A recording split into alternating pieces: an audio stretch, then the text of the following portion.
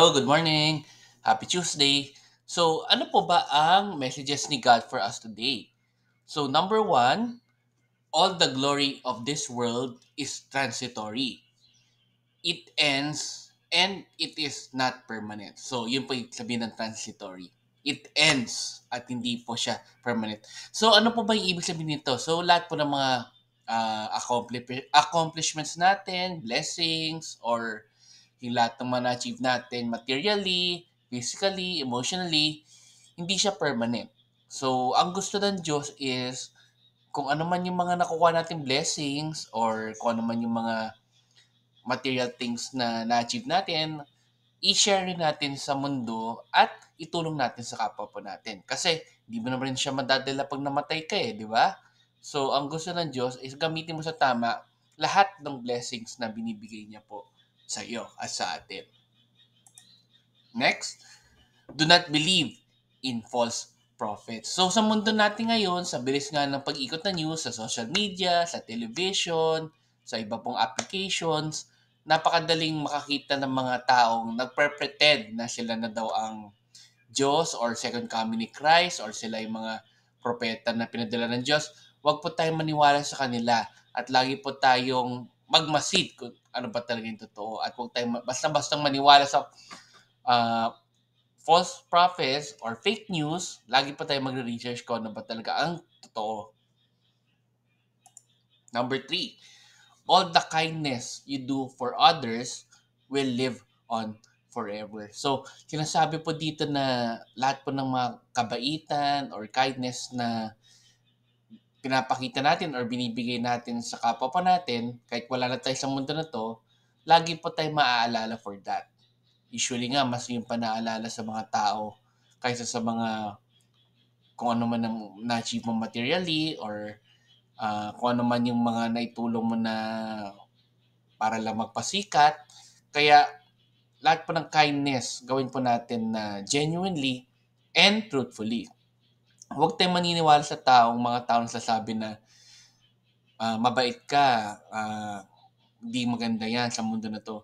Huwag pa tayong maniwala sa mga taong din kasi ang gusto talaga ng Diyos is magpakita tayo ng sincere kindness sa kapwa po natin at yun ang mag-live on forever sa mga buhay para ibang tao. And lastly, live our lives with integrity and always be ready for our end. So, ibig sabihin nito, sa pang-araw-araw na buhay pa natin, lagi nga natin sundin ang utos ng Diyos or gawin natin yung mga teachings niya or mamuhay tayo na may integridad kasi hindi naman natin masasabi kung kailan tayo mamamatay or kung kailan ang panahon natin. Ang Diyos lang naman na may alam nun. Kaya napakaganda nun na sa pang-araw-araw na pamumuhay natin is nabubuhay tayo na may integridad para in case na katapusan na natin, hindi tayo mahihiya na ma-judge ni God. Okay? So sana po marami kayo natutunan today sa mga messages ni God or kung ano man yung tutunan ko sa Mass today. And let's end again with our simple prayer in the name of the Father, the Son, and the Spirit. Amen. Lord, maraming maraming salamat po na meron kaming pagkakataon na magbigay ng kindness sa kapwa po namin. And sana yung kindness na ginagawa po namin na yun is para talagang matulungan sila, hindi lang para magpasikat sa ibang tao.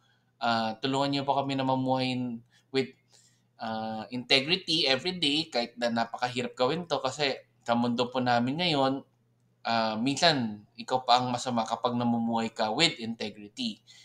And lastly, hopefully ay maging prepared po kami sa end po namin and lagi po namin tatandaan na kung ano man yung mga blessings na binibigay niyo po sa amin, lahat po ng achievements, lahat po ng mga nagagawa po naming kakaiba sa buhay po namin, lahat po yun ay galing sa inyo.